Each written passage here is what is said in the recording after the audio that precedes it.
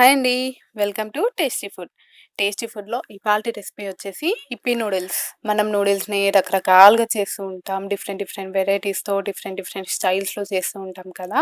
మరి నా style of ఇప్పీ నూడిల్స్‌ని ఎలా ప్రిపేర్ చేసుకోవాలో చూపించబోతున్నాను. చాలా అంటే చాలా టేస్టీగా ఉంటుంది. పెద్ద ఇంగ్రీడియెంట్స్‌తో కూడా పని లేకుండా ఈజీగా ప్రిపేర్ చేసుకోవచ్చు. పిల్లలతో సహా పెద్దవాళ్ళ దాకా అందరూ ఇష్టపడుతూ తింటారు. మరి ఈ రెసిపీని ఎలా ప్రిపేర్ చేసుకోవాలో చూద్దాం. ముందుగా ఒక పాన్ తీసుకొని దాంట్లో 2 టేబుల్ స్పూన్ల ఆయిల్‌ని యాడ్ చేసుకోండి. ఆయిల్ కాస్త హీట్ అయిన తర్వాత దీంట్లోకి కట్ చేసుకొని పెట్టుకున్న ఒక పచ్చిమిర్చి, టమాటా,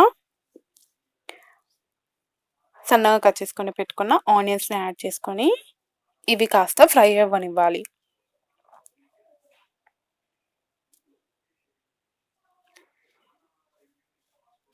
రెండు మూడు నిమిషాల పాటు మంటని మీడియం ఫ్లేమ్‌లో పెట్టుకొని వెజ్జీస్‌ని కాస్త కుక్ అవ్వనివ్వండి.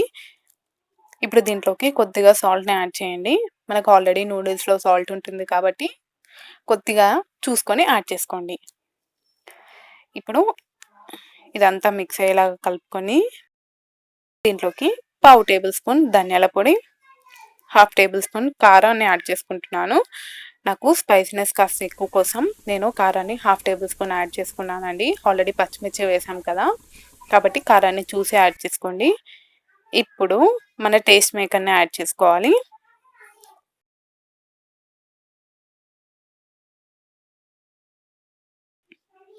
ఇదంతా మిక్స్ అయ్యేలా కలుపుకొని ఒక నిమిషం పాటు కుక్ చేసుకోండి.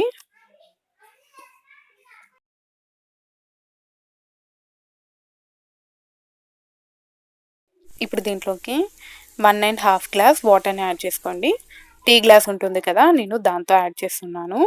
మీకు నూడిల్స్ గ్రేవీలా కావాలి అనుకుంటే 2 గ్లాసెస్ యాడ్ చేసుకోండి. ఎక్కువగా గ్రేవీగా ఇష్టం ఉండదు అనుకుంటే ఇలా 1 ½ గ్లాస్ వాటర్‌ని యాడ్ చేసుకోండి. ఇప్పుడు ఇదంతా మిక్స్ అయ్యేలాగా కలుపుకొని వీటిని బాయిల్ అవ్వనివ్వాలి.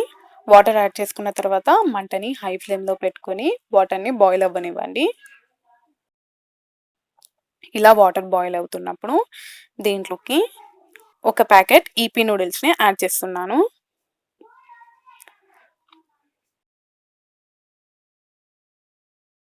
ఒక 2 నిమిషాల పాటు దీన్ని కుక్ అవ్వనిస్తే అవే మెత్తగా అయిపోతాయి.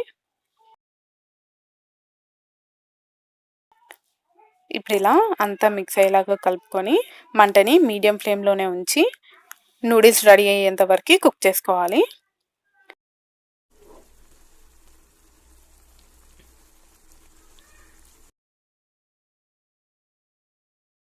2 నిమిషాల తర్వాత మన నూడిల్స్ రెడీ అయిపోయాయండి.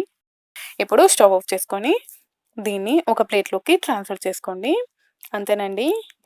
మన వెజ్ నూడిల్స్ రెడీ అయిపోయాయి. చూసారు కదా ఎంత ఈజీగా ప్రిపేర్ చేసుకోవచ్చో. టేస్ట్ కూడా చాలా బావుంటుంది. ఈ స్టైల్‌లో ఒకసారి మీరు ఈ నూడిల్స్‌ని ట్రై చేసి చూడండి. మరి ఈ రెసిపీని మీరు కూడా తప్పకుండా ట్రై చేసి మీకెలా కుదిరిందో నాకు కామెంట్ చేయండి. ఈ రెసిపీ మీకు నచ్చినట్టయితే లైక్ చేయండి, షేర్ చేయండి. టేస్టీ ఫుడ్ ఛానెల్‌ని సబ్స్క్రైబ్ చేసుకొని పక్కనే ఉండే బెల్ ఐకాన్‌ని క్లిక్ చేయండి. Thanks for watching.